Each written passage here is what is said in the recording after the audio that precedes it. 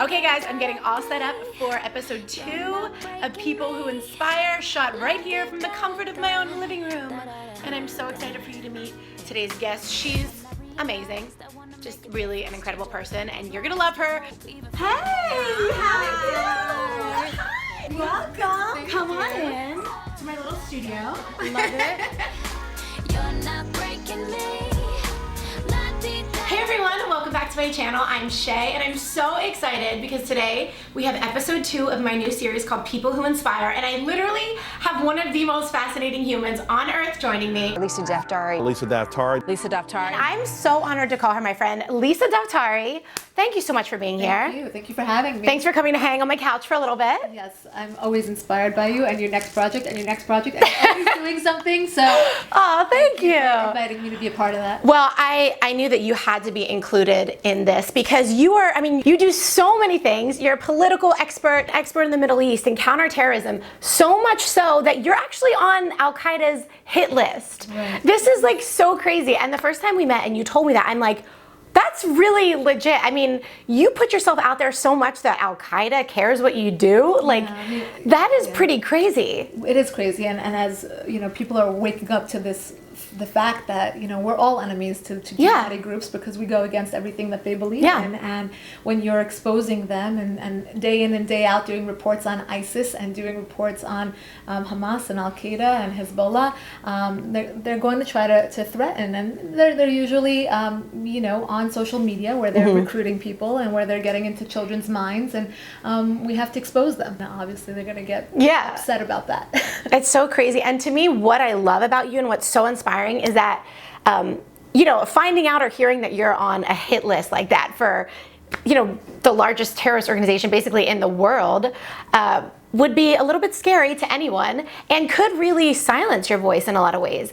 But what I love, and just like, it just makes you so inspiring, is that it does the opposite for you. It actually makes you want to be more vocal. Yeah, I think they do. They intimidate a lot of people. Yeah, that's what terrorism intimidation. is. It's intimidation to silence the masses. And in the case of, let's say, ISIS, it's silencing the masses to the point where you're living their lifestyle of Sharia law, and women living their lifestyle, and the whole caliphate living their lifestyle. And they try to silence people, and I'm not the only one. It's professors and other reporters and other commentators and people who work in government who are speaking out against them and exposing them. They're going to intimidate, and that's exactly what it's meant to do, like you said, to silence people, and hopefully many of us won't be stopped by it. It's funny because even working as a female in media and having different views than the general media public, I guess we could say, just being a little more conservative, there is a temptation to be quiet about what you believe because it's like the backlash, like you get scared of the backlash, and we need people like you and the others that take a stand and are a voice for the other side, not just when it comes to like terrorism, but even just for more conservative views in the media. It's so important. I think the way you said you were a little more conservative. It's, when you live on the coast, whether you live in New York or Los Angeles, especially Los Angeles. In LA, you can't. Exactly. Why is that? When you reached out to me, I was also surprised. Why? Because you don't expect somebody who works in the entertainment world, in the mainstream media, someone who's young, someone who's with it, to be, to not feel the burn. It's time for women like yourself to speak up, like you said. I think whenever I'm speaking in a women's forum, the question is always like, do you feel, marginalized as a woman working in a male-dominated field? I feel like we get that all the time. Right? Yes. And what's your response to that? Yeah. What do you really say? And I feel like we've spoken about this before, where you say, I use my blessings as a woman to go further and to get my voice out there. I've done so many interviews where if I weren't a woman, I wouldn't get that access to people. Yeah. And it's time for women not to just get by on the fact that they are a woman, but to use those platforms to make a difference, to take a stand, to really say, I'm a woman and these issues are important to me too. There's so much of that, because when we were talking earlier, I'm like, I kind of in a weird way consider myself an anti-feminist, because when you hear the word feminist, you think like, I am a woman, hear me roar, and like, I'm just like a man, and all these things, and like, I don't know, maybe that's just my own whatever viewpoint. We're powerful in our own way, and what makes us women is empowering. We are empowered because we are women, not because we're trying to be like men or trying to be equal to men. And I think sometimes society gets so focused on that. Yeah, victimhood never served anyone. Yeah. And the raw burners, they didn't do us We need good. Put back your, We're just missing some bras. Yeah, exactly. Put the bras back on. Together and go make a difference. Exactly. I love that. Look put together and go make a difference. That's like, that should be like my motto. That's literally like gonna be my life motto. So getting back to, I mean, just like the controversial side of what you do, have you ever had that moment right before you go on camera where you're like a little scared? Like what, you know, maybe this could have some backlash? It isn't so much camera because I feel like, you know, there's a separation. I feel it more in my personal life. Okay. You know, when you do get the threats, when you do get the emails, but then you're trained to know what a real threat is versus a cowardly threat. Okay. That's just someone hiding behind the mask of the internet trying to intimidate you and silence you. But I do find that, you know, I mean, as cheesy as this sounds, or it's funny, I have this, as you can see on my Instagram bio, it's like, you know, I chase terrorists and I chase unicorns. So that's truly how I am. I do think that this is what I was meant to do, and I do feel that this is my platform and my calling, and this is how I'm serving with what I've been given. So, you know, as much as, yes, there are those threats, like I think about all the people that have been released from prison because of the work that I do, or have been spared a lashing, like the blogger in Saudi Arabia is a story that I worked on.